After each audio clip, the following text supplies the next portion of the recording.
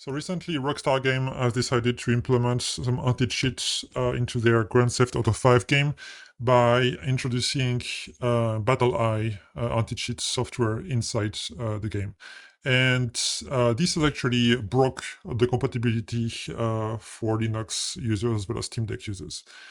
And what happened is that lots of people were complaining and reporting the fact that the online version of the game was not working anymore. And subsequently, Valve has also updated the compatibility information about the Steam Deck on the Steam page of the game.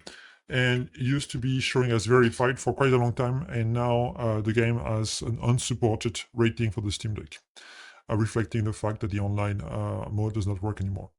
You may wonder, like, why do people care about such an old game? I mean, GTA 5 was actually released back in 2015, I think, for the PC. And it's been, I think, out for a very, very long time now.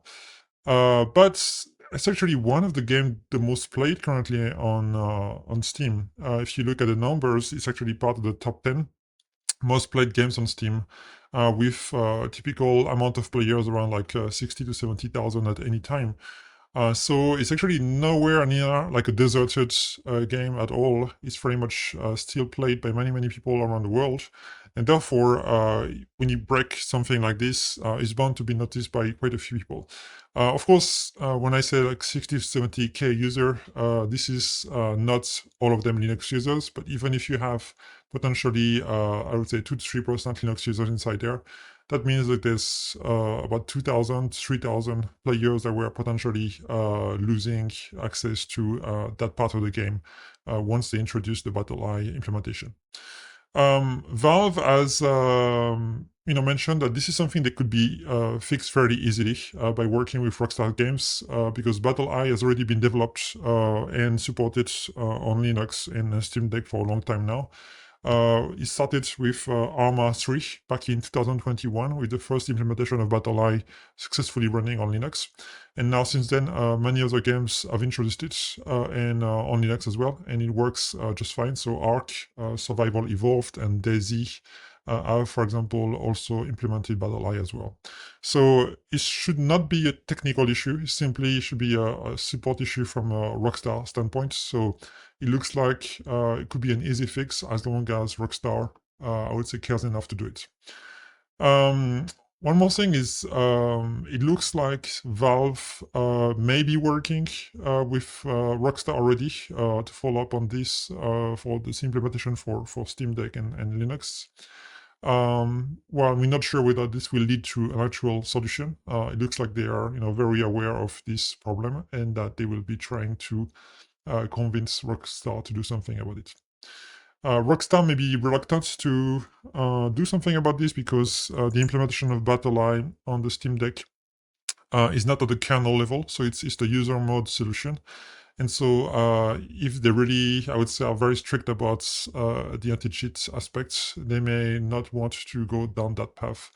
While I'm not an expert on the anti-cheat technology, I'm not sure whether or not the user mode version on Linux is anyway less safe to use.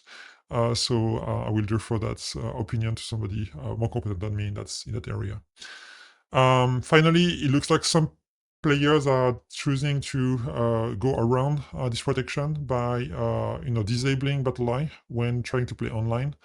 There's YIM menu, for example, a custom launcher for GTA 5 that already has implemented these options through the launcher.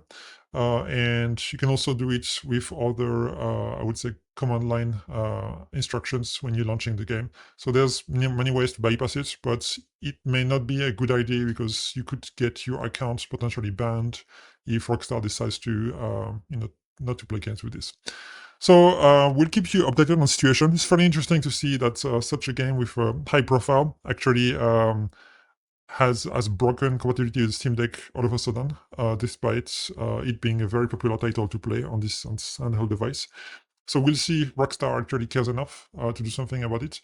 And this may be something to watch as GTA 6 will be coming down the road as well.